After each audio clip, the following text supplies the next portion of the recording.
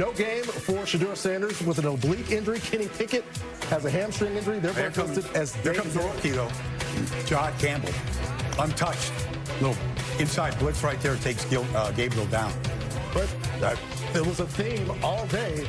Dillon Gabriel on third down, Gerald, gets a completion there to Blake Whitehurst. Good pocket feet. One thing you look for in a young quarterback is, are they antsy in the pocket? He wasn't patient, made throws. A few plays later, Jamari Thrash, 7 yards on the out. Another first down, 2nd and goal. Yeah, they keep it on the ground. Good cut right there to find the end zone and finish off that drive. That's Amani Marshall going in. Shedeur Sanders loves it for a 4 on the drive for Dillon Gabriel, second quarter. Gabriel rolls out looking for Deontay Johnson, but Andrew Makuba's there instead, and he's going to go ahead, make a move. Yeah. Andrew Makuba, touchdown. Well, he said thank you, too, very much for making that throw. 2 receivers, the same spot. Seemed a little confusing right there, but still, you know, maybe that's the time to throw that ball away right there. Yeah, that was just a trio of indecisiveness. Nobody know what they want to do. Never receivers. When the receiver watches the ball go past to get picked off, we go 3rd and 2.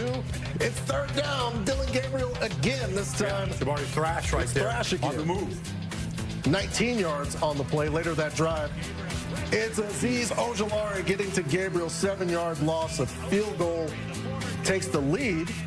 But Dillon Gabriel keeps his head up. Next Browns drive. The fumble from Gabriel in the exchange, and Andrew Makuba is there again. 2 turnovers from Makuba. Yep, that's what, you know, but it was just not a clean handoff right there to Pierre Strong.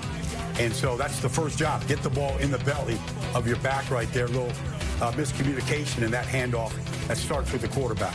So the Browns win in the preseason. Here is the comparison. 5 drives for for Dillon Gabriel, 9 drives for Shedeur Sanders. They both had scoring drives 3 times. Again, the passing yards about the same. Passer rating goes in favor of Shedeur Sanders, who was, again, day-to-day with an oblique injury. Kenny Pickett dealing with a hamstring. But let's go back and discuss, Gerald, Dillon Gabriel's day. How did you feel about what the Browns rookie did on Saturday? Well, he made some mistakes, but that's what you expect from a rookie. But you're going to show the mistakes. You're going to show the interception. You're going to show the lost fumble. But what people won't talk about is his 5 conversions on 3rd down. That's what you want from your quarterback, to extend plays, extend drives, and he did that on 5 different occasions. Now you want to look at, how is he in the pocket? Is he struggling in the pocket? Is he antsy in the pocket? Is he taking off running? No. He had great pocket feet, eyes downfield, and delivering the ball. That's what you got to do on 3rd down, because we know how this Philadelphia rush is. Patrick Mahomes found out firsthand how great this Philadelphia rush is, and these young guys were on him all day, but he wasn't antsy, and he made some really good plays when he needed to. You know, Joe, that's what I saw in the scrimmage this week against the Eagles. I saw him make a number of good throws, good red zone throws. He did it in the game. You mentioned it. 5 for 5 on 3rd downs to keep drives alive. And it's against, you know, covered receivers now, where he had to make precision stick throws. He was able to do it. Now, the mistakes, sometimes you can say simply that it's not how many great plays you make, it's how many bad plays you give up. So you turn it over twice. Nobody ever wants that. But I thought, like, this is the battle for the backup quarterback slot. We know Joe Flacco is going to start week 1 against Cincinnati. He's the starter. He's earned that with what he's been able to do. He stayed healthier than any other quarterback on the roster. But Shedeur certainly did a lot of great things, you know, in his first week. And then, you know, this mistake right here. But you go back down to Shedeur right here against Carolina, like these touchdown throws to, you know, Jayden right here is excellent, pointing to the fullback right there on that throw. This throw right here is an actual, you know, a great throw where you got to really layer it. And so we've seen good moments from both of these rookies in Cleveland, and that's promising. I don't think anybody thought they were going to win the starting job. And the fact that both have been banged up and missed practice time for a variety of injuries, they've taken advantage of whatever play time they've got. Yeah, for sure, and that's the X factor right there, is health. We don't know how healthy Shedeur is and when he can get back to practice, when he'll be able to play. I'm sure if he does get healthy, they'll both play in the 3rd preseason game. Let's see what they both do, the amount of reps they get. But They both have to remain healthy so we can really finish this competition now. And also the health, again, of Kenny Pickett playing into that as well. With 4 quarterbacks, you have to think that a decision will be made at some point. A lot of discussion surrounding the quarterback room in Cleveland. A lot of football played in the quarterback room for the Giants, as well as the Jets. Justin Fields playing against his former teammate, Russell Wilson, on the other side. In this game between the Jets and the Giants at MetLife, they really couldn't get it going, he and Garrett Wilson, early on Saturday, Baldy. Well, they tried 3 times to get the ball to their star receiver, Garrett Wilson, and they weren't able to complete one of them right here on this 3rd down. It was good coverage, but still, there's no opportunity to get that ball in there against tight coverage. But I thought Justin Fields really struggled with his accuracy and his touch on some of these passes.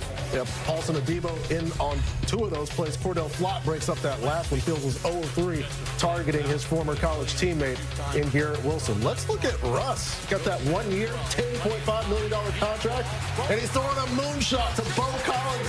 80 yards. It could have been 81, but he got caught at the 1-yard line, girl. Man, you got to get on your horse and go get in the end zone, man. You don't know if you ever get this opportunity again. Get in the paint, young man. He kind of looked over his shoulder. He could have taken that towards the pylon. I know, coaching from this chair, but this was a miscommunication here. He was thinking about getting in that paint again.